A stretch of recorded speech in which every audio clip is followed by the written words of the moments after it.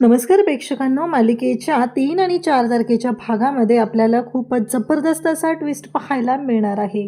कारण इकडे स्वानंदीला जेव्हा श्वेताच्या बाबतीत कळतं तेव्हा मात्र स्वानंदी पेटून उठलेली आहे. कारण स्त्री सन्मानासाठी, स्त्रीत्वासाठी स्वानंदी जी आहे ती आपल्या कुटुंबाच्या सुद्धा विरोधात उभी राहायला तयार राहणार आहे. कारण तिला त्या बाबतीतला पुरावा मिळालेला आहे. अंशुमन कशा पद्धतीने वागत आहे, अंशुमन काय करत आहे, या सगळ्या गोष्टी तिच्या समोर आलेल्या आहेत. हे सगळं कशा पद्धतीने होणार आहे, स्वानंदी कशा पद्धतीने पुरावे समरला दाखवणार आहे ते आपण या व्हिडिओमध्ये पाहणार आहोत. तर इकडे स्वानंदी जी आहे ती घरी आलेली आहे आणि समरला अंशुमनचा राग आलेला असतो. कारण अंशुमन म्हणालेला असतो की मला असं वाटतंय की हे सगळं केलं जाते ते मुद्दामहून केलं जाते, माझी फसवणूक करण्यासाठी केलं जाते. आता मात्र इकडे समर म्हणतो की बस झालं, तू आनंदवर आरोप करतोय, तुला कळतंय का? जो आनंद गेली 20 वर्ष झालं माझ्याबरोबर या कंपनीसाठी झटतोय, माझ्याबरोबर या कंपनीसाठी काम करतोय आणि तू त्याच्याबद्दलच बोलतोय, असं म्हणत समर खरं तर चिडलेला असतो. समरला खूप राग आलेला असतो. समरला ही गोष्ट पटलेली नसते की अंशुमन अशा पद्धतीने कसं काय बोलू शकतो. या गोष्टीबद्दल समरला खरं तर राग आलेलाच असतो. त्यानंतर आपल्याला पाहायला मिळतं की आता अंशुमन हा रागारागातच निघून जातो आणि मग आनंद म्हणतो की काय चाललंय तुझं हे सगळं. म्हणजे आनंदने पुन्हा आता श्वेताची भेट घेतलेली आहे आणि आनंद श्वेताला विचारू लागतो की तू काय केलंस, हे सगळं तुला कळतंय का? आणि तू आत्ता समर सरांच्या समोर हे सगळं खोटं का बोलली? तेव्हा ती म्हणते की मी समर सरांना सगळं सांगण्याचा प्रयत्न करत होते, पण मी नाही सांगू शकले. आनंद सर मला माफ करा. तेव्हा आनंद म्हणतो का पण? तेव्हा ती सांगू लागते की मला आणि माझ्या आईला मारण्याची धमकी दिलेली आहे. हे ऐकल्यानंतर खरं तर धक्का बसलेला असतो, तो म्हणजे आनंदला. म्हणजे अंशुमनची मजल एवढ्या पुढे गेलेली आहे असं म्हणत आनंद चिडलेला असतो. आनंद म्हणतो काय सांगतेस हे सगळं तू?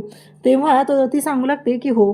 मग ती म्हणते की मी जर आत्ता समर सरांना हे सगळं सांगितलं, कारण मॅनेजर शेळके आहेत ना, त्यांनी आले आणि मला सांगितलं की तू जर असं काही केलंस तर एक गोष्ट लक्षात ठेव, आमच्या इतकं वाईट कोणी नसेल, कारण तुझ्या आणि तुझ्या आईचे तुकडे तुकडे करून टाकून फेकून देईल, असं सगळं बोललेलं असतं. हे ती सांगू लागते आणि तेव्हा मात्र आनंद म्हणतो काय बोलतेस हे सगळं तू? तेव्हा ती म्हणते की हो आनंद सर, अशा पद्धतीने सगळं झालेलं आहे.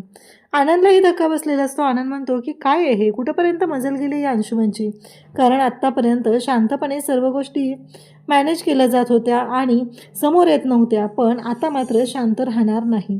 काहीही झालं तरीही हे सगळं सत्य आहे ते समोरच्या समोर यावंच लागणार आहे आणि अंशुमनला या सगळ्याची अद्दल घडवावीच लागणार आहे. तेव्हा मात्र आनंद इकडे तिला सांगू लागतो की तुला एक गोष्ट करावी लागेल. ती म्हणते की काय करावं लागेल? तेव्हा आनंद म्हणतो की तू एक काम कर, अशी व्यक्ती आहे की ज्याच्याकडे मी तुला घेऊन जाईल, त्या व्यक्तीला हे सगळं तू सांग, ती व्यक्ती तुझी साथ देईल. तेव्हा ती म्हणते खरंच? तेव्हा आनंद म्हणतो की हो. आणि मग आनंद एक विचार करतो आणि आनंद श्वेताला घेतो आणि इकडे स्वानंदीला फोन करतो आणि स्वानंदीला बोलावून घेतो. घरी स्वानंदीने खूप छान कटलेट बनवलेले असतात मटारचे आणि समरला मात्र ते कटलेट खूप आवडलेले असतात आणि समर मात्र अगदी बोटं चाटेपर्यंत ते कटलेट खात असतो आणि त्यानंतर त्याची जी रिॲक्शन असते, आजी खरंच खूप सुंदर कटलेट बनवलेले आहेत असं म्हणत त्याने आजीच्या हातांना किस केलेलं असतं आणि ते आजीचं कौतुक केलेलं असतं. आजी म्हणते की हे कटलेट मी नाहीत बनवले, हे कटलेट स्वानंदीने बनवलेले आहेत. तुला जर तिचं कौतुकच करायचं असेल तर तिचं कर, कारण ते तिनं बनवलेले आहे. आता मात्र धक्का बसलेला असतो, कारण हे सगळं जे काय आहे ते इतक्या छान पद्धतीने झालेलं असतं आणि त्यासोबतच आपल्याला पाहायला मिळतं ते म्हणजे समर आणि स्वानंदी दोघंही एकमेकांकडे पाहतच राहतात. आता इकडे सासर सोडून माहेर येऊन पडीक पडलेली अर्पितासुद्धा तिथंच बसलेली असते, त्याचबरोबर अंशुमन असतो आणि मल्लिकासुद्धा असते. आता आजीने तर सांगितलेलं आहे की स्वानंदीचं कौतुक कर, स्वानंदीच्या हातांवरती किस कर. तेव्हा मात्र समर स्वानंदीकडे पाहत राहतो, पण स्वानंदीचं तो कौतुकही करतो, कारण तो म्हणू लागतो की हो खरंच कटलेट खूप छान झालेले आहेत. इकडे आनंदने स्वानंदीला बोलवलेलं असतं. स्वानंदी तिथं आलेली असते आणि श्वेताला ती विचारते तुला मी सकाळी विचारलं होतं ना काय झालं, मग तू का सांगितलं नाहीस? तेव्हा मात्र आनंद म्हणतो म्हणजे तुला माहिती आहे स्वानंदी काय झालं ते? स्वानंदी म्हणते की हो मला माहिती आहे आनंदाला, कारण सकाळीच ह्या गोष्टी मी पाहिलेल्या होत्या, ती रडत होती. आता मात्र इकडे स्वानंदी म्हणते की ठीक आहे आणि स्वानंदीने फुल तयारी केलेली असते. इकडे अंशुमन म्हणत असतो की हे बघ कसं आहे माहिती आहे का, श्वेताला दुसऱ्या दिवशी त्याने बोलावून घेतलेलं असतं. श्वेताच्या जवळ जात असतो, तिच्या गालावरून हात फिरवत असतो, तिला म्हणत असतो की हे बघ श्वेता, तू माझ्या गरजा पूर्ण कर, मी तुझ्या गरजा पूर्ण करेल. मला जे हवं आहे ते तू दे, तुला जे हवं आहे ते मी देईल. अशा पद्धतीने बोलून तो तिच्याशी फ्लर्ट करत असतो, तिच्या जवळ जाण्याचा प्रयत्न करत असतो. त्या सगळ्या बोलण्यातून स्पष्ट दिसत असतं की त्याला काय हवं आहे तिच्याकडून, कशासाठी हे सगळं चाललेलं आहे.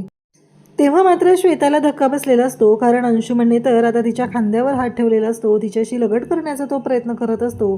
पण अंशुमनला कुठे माहिती असतं की हे सगळं स्वानंदी कॅमेरामध्ये कॅप्चर करत आहे आणि या सगळ्या गोष्टी स्वानंदीने आता समोर आणण्याचं ठरवलेलं असतं. स्वानंदीने सगळ्या ह्याचा व्हिडिओ बनवलेला असतो आणि श्वेता त्याचबरोबर अंशुमन यांचा व्हिडिओ बनवलेला असतो आणि आता ते सत्य समोरच्या समोर आणलं जाणार असतं. कारण समरला विश्वासच बसत नाही आहे ना. समरला प्रत्येक वेळेस असं वाटत असतं की स्वानंदी खोटं बोलते, माझ्या कुटुंबाच्या विरोधात आहे. आणि मग आनंद आणि स्वानंदी दोघंही समरकडे येतात आणि तो पुरावा दाखवतात आणि म्हणतात की आता सांग हे सगळं काय आहे. तेव्हा मात्र समर जेव्हा ते सगळं पाहतो त्याला धक्का बसतो आणि आता मात्र एक गोष्ट घडते, ती म्हणजे इकडे आनंद म्हणतो की बस झालं समर, आतापर्यंत खूप वेळा सहन केलेला आहे, अशा गोष्टी याच्या आधीही खूप वेळा घडलेल्या आहेत. तुला प्रत्येक वेळेस असं वाटत असतं की सगळं तुझ्या घरातलीच माणसं खरी आहेत, पण कधीतरी बाकीची पण माणसं खरी असतात, या गोष्टींचा विचार कर, असं आनंद त्याला स्पष्टपणे सांगतो. तेव्हा मात्र स्वानंदीसुद्धा तिथं असते आणि स्वानंदीने ह्या सगळ्यामध्ये मदत केलेली आहे ही गोष्ट लक्षात आलेली असते. आणि आता अंशुमनची तर वाट लागलेली असते. पण आता मात्र समरने ठरवलेलं असतं, कारण त्याने शब्द दिलेला होता श्वेताला, माझा भाऊ जरी असला तरीही मी माघार घेणार नाही. आणि आता तीच गोष्ट घडलेली असते, ती म्हणजे हो त्याचा भाऊ स्वतः तिथं असतो आणि त्यानेच हे सगळं केलेलं आहे. तेव्हा मात्र आता इकडे पोलिसांना बोलवलं जातं आणि त्याचबरोबर पोलीस जेव्हा तिथं आलेले असतात तेव्हा समरने अंशुमनच्या विरोधात कंप्लेंट केलेली असते आणि अंशुमनला पोलिसांच्या ताब्यात दिलेलं असतं. अशाच अपडेटसाठी चॅनलशी कनेक्ट राहा. थँक्यू.